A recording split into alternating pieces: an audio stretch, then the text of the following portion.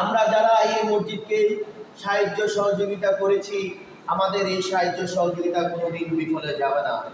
এই সাহায্য সহযোগিতা একদিন আমরা যখন কাল হাসরের মাঠে আমরা যখন বিপদে পড়ে যাব, তখন এই আমলগুলি, এই যে মসজিদে মাহফিলে বিভিন্ন জায়গায় আমরা ভালো জায়গায় টাকা পয়সা দান করেছি, এই টাকা পয়সা দান করার বিনিময় আমাকে আপনাদেরকে হয়তো ওই টাকা পয়সার বিনিময়ে আমল হিসাবে গ্রহণ হবে। বলেন সুবহানাল্লাহ। আমল হিসাবে আমরা যখন আমাদের আমলগুলো ঘাটতি হয়ে যাবে, তখন এই যে টাকা পয়সা দান করেছি এইগুলি আল্লাহ তাআলার দরবারে সুপারিশ করবে। আল্লাহ, আল্লাহ তোমার ভয়, তোমার হাবিবের নির্দেশ অনুযায়ী সে মসজিদে দান করেছে, সে এতিমখানায় দান করেছে, সে মাহফিলের ব্যবস্থা করেছে, এর উপলক্ষে আল্লাহ পাক আমাকে আপনাদেরকে কাল হাসরের মাঠে ক্ষমা করে দিতে পারেন। বলেন সুবহানাল্লাহ। তাহলে মাহফিল হওয়াটা কি খারাপ না ভালো? আজ এই এলাকার যুবকরা যেহেতু আমাদেরই সন্তান, আমাদেরই ভাই ভাতিজা, খারাপ কিছু আয়োজন করে নাই, ভালো কিছু আয়োজন করেছে। আগেকার সমাজের মধ্যে নষ্টামি ছিল। আগেকার সন্তানেরা যে গান বাজনা দিত, গান বাজনা, বিভিন্ন ড্যান্সের আয়োজন করত, খেলাধুলার আয়োজন ঢোল বাজনা দিয়ে করত, বিভিন্ন আড্ডা জমাতো। এখন এই আড্ডা না জমিয়ে, গান বাজনা না তৈরি করে, সিনেমার হলে না যেয়ে, ড্যান্সের ব্যবস্থা না করে একটা মাহফিলের আয়োজন করেছে আপনাদের সন্তানেরা। তাতে কি আপনারা খুশি না? তাতে তো আপনারা খুশি হওয়ার কথা। যদি খুশি থাকেন অবশ্যই সওয়াব পেয়ে যাবেন। যে ভালো কাজ করে এবং ভালো কাজের সহযোগিতা করে সমতুল্য সওয়াব পাওয়া যায়। বলেন সুবহানাল্লাহ। তাহলে ভালো কাজ করাতে আমরা খুশি না বেজার? আমরা খুশি। খুশি থাকলে তো আল্লাহ তাআলা আমাদেরকে আপনাদেরকে ক্ষমার দৃষ্টিতে দেখে আল্লাহ তাআলার একটা জান্নাতের যে জায়গা করে দিবেন। বলেন সুবহানাল্লাহ। আল্লাহ তাআলা পবিত্র কালামুল্লাহ শরীফে ঘোষণা দিয়েছেন। আল্লাহ তাআলা বলেছেন, ওয়া ইন তুবিতু মা ফি আনফুসিকুম ওয়া তুবু ইউহাসিবকুম বিল্লাহ। আল্লাহ পাক বলেছেন পবিত্র কালামুল্লাহ শরীফের মধ্যে বলেছেন, মানুষের নিয়তের উপর নির্ভর করে কাল হাসরের মাঠে তার হিসাব নিবে। দুনিয়ার জমিনে তার কি নিয়ত ছিল, কার কি আশা ছিল, এই আশার উপর ডিপেন্ড করে কাল হাসরের মাঠে আল্লাহ পাক আমার আপনার হিসাব নিবে। আমার আপনার চিন্তা কি দুনিয়ার লোভ লালসা নাকি পরকালের চিন্তা? আল্লাহ পাক জানেন কি জানেন না? আল্লাহ পাক অবশ্যই জানেন। আল্লাহ পাক মানুষের খবর, অন্তরের খবর রাখেন এবং জানেন। আল্লাহ পাক জানেন কি জানেন না? তুমি বলে ঠিক কিনা? আমি কি আশায় করি, আমি কি চিন্তায় করি, এই চিন্তার উপর ডিপেন্ড করে কাল হাসরের মাঠে হিসাব নিবে। আমার পর্দার মা বলে রাখো মনোযোগ। আমরা যে কর্ম করি, যে আমরা চিন্তা করি, আমাদের চিন্তার হিসাব আল্লাহ পাক নিবেন। আর ভাইয়েরা, আমার বাবাজিরা, বন্ধুগণ, দুনিয়ার গোলাম, দুনিয়াতে কি আশা নিয়ে করো, কি চিন্তা নিয়ে করো, প্রত্যেকটার জবাব আল্লাহ পাক নিবেন। আল্লাহ পাকের রাসূল আল্লাহ পাক পবিত্র কালামুল্লাহ শরীফের মধ্যে বলেছেন, ফামান ইয়ামাল مثقال ذرة خيرا يره ومن يعمل مثقال ذرة شرا يره। আল্লাহ পাক বলেছেন, বিন্দু পরিমাণ যদি তোমরা ভালো কাজ করে থাকো রে বান্দা, ওই ভালো কাজের হিসাব আল্লাহ তাআলার দরবারে দিতে হবে। ঠিক তেমনি ভাবে যদি তোমরা মন্দ কাজ করে থাকো রে বান্দা, ও বান্দা, ঠিক তেমনি ভাবে মন্দ কাজের হিসাব আল্লাহ পাক যারা যারা নিবেন। আমরা সকালে সূর্য পূর্ব দিকে ওঠে, কারোর ঘরে যদি টিনের ঘর থাকে অথবা টিনের চাল থাকে, ওই চালের মধ্যে যদি একটা ছিদ্র থাকে, ওই বেড়ার মধ্যে যদি একটা ছিদ্র থাকে, আর পূর্ব দিকে যদি রৌদ্র ওঠে, রৌদ্রটা ওই ছিদ্র দিয়া দেখা যায়, ভিতরের দিকে তাকালে দেখা যায় ধুলা ধুলার মতন, ঠিক কিনা? ওই ধুলার চাইতো আরো জাররা জাররা পরিমাণ আল্লাহ পাক হিসাব নিবে। আমরা গোসল করার পর, ওই গোসল করার পরে ওই গামছাটা যদি যারা দিই, গামছাটা যারা দেওয়ার পরে ওই ধুলা ধুলার মতন পানি পরে, ঠিক কিনা? এর চাইতো জাররা জাররা পরিমাণ ভালো কাজের হিসাব নিবে। ঠিক এমনি ভাবে মন্দ কাজের হিসাব নিবে। ভাই আমার বন্ধুগণ, এই দুনিয়ার জমিনে কেউই ছিল না, আমরাও থাকতে পারবো না। আমাদের পূর্ব বাবারাও ছিল, আমাদের দাদারা ছিল, দাদার বাবারা ছিল দুনিয়ার জমিনে। আমরা এখন আছি, আমরা এখন থাকবো না।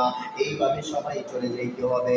এই জন্য দুনিয়াতে চলাফেরা করার সময় চিন্তাধারা করে চলতে হবে। গুনাহ করেন কম করে করেন, যতটুকু আপনি শাস্তি ভোগ করতে পারেন এতটুকু গুনাহ করেন। ওরে বান্দা, কেউই শাস্তি ভোগ করতে পারবে না। আল্লাহ তাআলা তো বিবেক দিয়েছেন, আল্লাহর হাবিব বলেছেন এইভাবে চলো না, এইভাবে চলো। আমরা এইভাবে চলতে হবে যেভাবে আল্লাহর হাবিব বলেছেন, আল্লাহ তাআলা বলেছেন। আমাদেরকে বিবেক দিয়েছেন, আমরা আগুন পানি বুঝি, আমরা কোরআন শরীফ বুঝি, হাদিস শরীফ বুঝি। কিভাবে চললে আমরা ভালো হব, কিভাবে চললে আমাদের গুনাহ হবে, এটা আমরা জানি কি জানি না। আমরা জানি চুরি করলে গুনাহ হয়, আমরা জানি মানুষের হক খাইলে গুনাহ হয়, আমরা জানি ঘুষ খাইলে গুনাহ হয়, আমরা জানি মানুষকে গালাগালি করলে গুনাহ হয়, আমরা জানি মানুষের উপর অবিচার করলে গুনাহ হয়, ঠিক কিনা?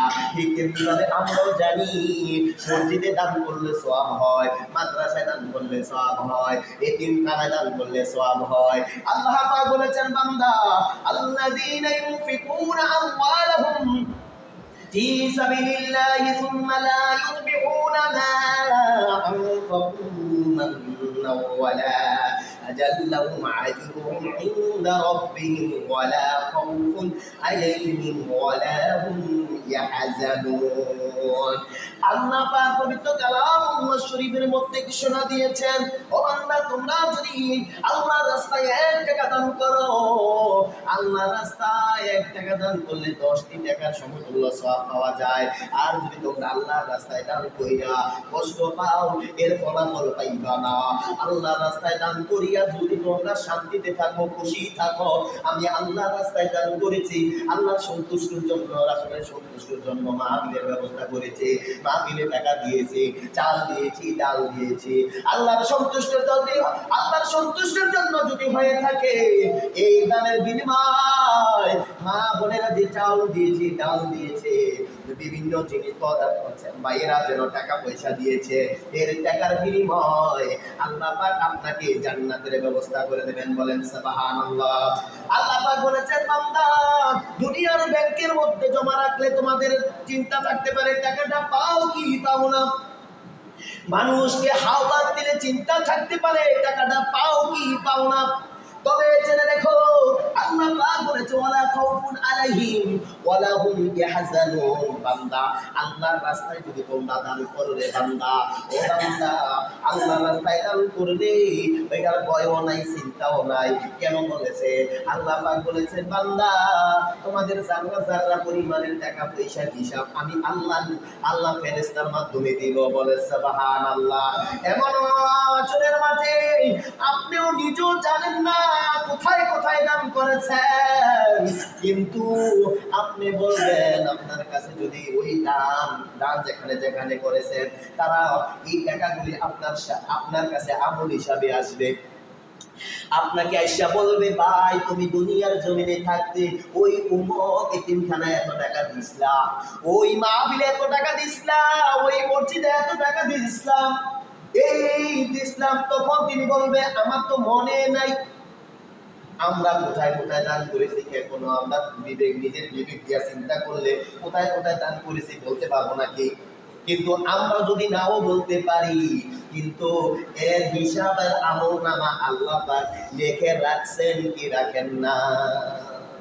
অবশ্যই রেখেছেন না? আল্লাহ তাআলা বলেছেন, বান্দা শুনো, কেউ যদি টাকা পয়সা দান করো এতে কোনো কমবে না, বাড়বে।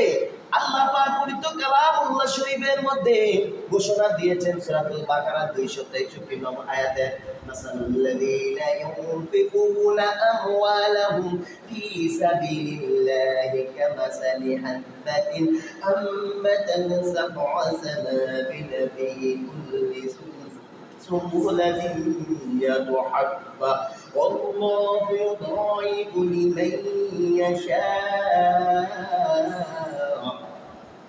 والله واسع عليم। আল্লাহ পাক বলেছেন, বান্দা তোমরা যদি আল্লাহর রাস্তায় 1 টাকা দান করো, 1 টাকা দান করার বিনিময়ে ওই 10 টাকার সমতুল্য হয়ে যাবে।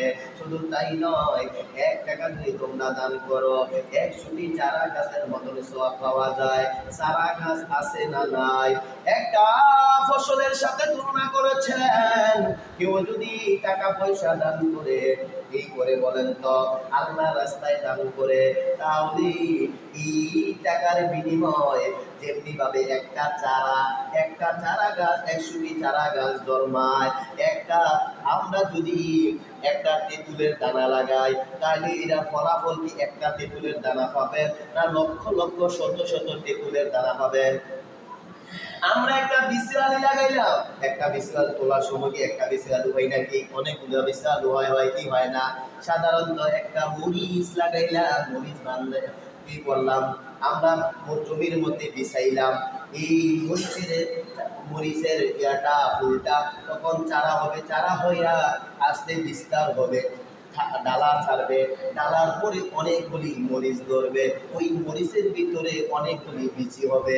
মরিচের বিচি হবে কি হবে না? আল্লাহ তাআলা এইভাবে বোঝাতে চেয়েছেন, কেউ যদি দান করে দান কমবে না। কিভাবে কমবে না? রিজিকের মালিক আল্লাহ। আমি আপনি যদি রিজিকের জন্য করি, আমি রিজিক বাড়াইয়া দেওয়ার মালিককে, কথা বলেন না কেন? রিজিকের বাড়ি দেওয়ার মালিক একমাত্র আল্লাহ। আমার সন্তান আছে, আপনাদের সন্তান আছে, যেই যেখানে থাকুক না কেন সন্তানেরা, যদি আমি আপনি আল্লাহর সন্তুষ্ট জন্য দান করি, এই দানের বিনিময় আমার আল্লাহ পাক আপনার সন্তানকে ভালো জায়গায় পৌঁছাইয়া দিবে। মনে করেন আপনার সন্তান 30,000 কামাই করে বিদেশের জমিনে, আবার আপনি দান করার বিনিময়ে কোন উসিলায় এমনও জায়গায় 30,000 জায়গায় ভালো একটা কাজ পাইছে, এখন 60,000 বেতন পায়। বলেন সুবহানাল্লাহ। এমন ঘটনা বলে ঘটনায় অনেকে মানুষ বাহিরে আছে, 1 টাকা অনেক ইনকাম করতে পারে না, অনেকে লক্ষ লক্ষ টাকা ইনকাম করে। আবার অনেক রিক্সা ড্রাইভার আছে, দৈনিক 1000 টাকাও ইনকাম করতে পারে না। আবার অনেকে আছে 2000 3000 পর্যন্ত এই রিক্সা ড্রাইভার ইনকাম করে। আবার অনেক রিক্সা ড্রাইভার আছে দৈনিক 500 টাকাও ইনকাম করতে পারে না। এমনও ব্যবসায়ী আছে লক্ষ লক্ষ টাকা ব্যবসা করে। কত ব্যবসায়িক আছে সারাদিনই 1 টাকাও বিক্রি করে না। এটা কাস্টমারের উপরে ডিপেন্ড করে।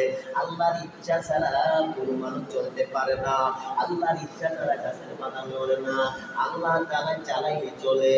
মানুষও ঠিক এরকম। মানুষ যখন আপনি দোকান দিলেন, আল্লাহর রাস্তায় দান করেন, আপনার মনটা ভালো, আপনার দিলটা ভালো, ওই কাস্টমারটা ওই দোকানে না যাইয়া আপনার দোকানে এসে মালপত্র কিনলে অবশ্যই আপনি 1 টাকা হইলেও লাভ পাবেন। আর যদি না আসে কাস্টমারটা, তাহলে আপনি তো 1 টাকাও লাভ পাইবেন না। ঠিক এমনি ভাবে দোকানদারি করলে কাস্টমার বৃদ্ধি পাওয়া যায়, কাস্টমার বেড়ে যায়। ঠিক তেমনি ভাবে রিক্সা যদি চালায় তখন প্যাসেঞ্জার বেড়ে যায়।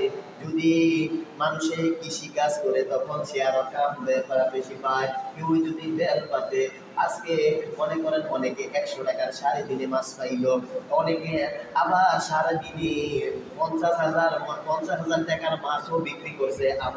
আমার চোখের দেখায় বন্যার সময় যখন বন্যা হয়ে গেল তখন জাল পারছে, কি পারছে বলেন তো? জাল বুঝেননি? এর কি জাল না বলে? কারেন্ট জাল না তো? আরে বেল জাল, বেল জাল, বেল জাল, বেল জাল দিয়ে মাছ যায়। বিভিন্ন পুকুর থেকে মাছটি আসছে, এই মাছ দিয়ে যায়। আরে বাবা রে, এক টানে কমসে কম 10 কেজি 12 কেজি 15 কেজি ওঠে। হ্যাঁ, তাহলে সে কত টন বেলছে মাছ? কথা বুঝতে পারছেন? এক টানে কয় কেজি? 10 KG 12 KG 15 KG. আপনারা মনে করেন বানাই বলি নাকি? সত্যি এটা রিজিকের মালিক কে? আল্লাহ। অনেকে তো মানে 10 কেজি মাছ খায়।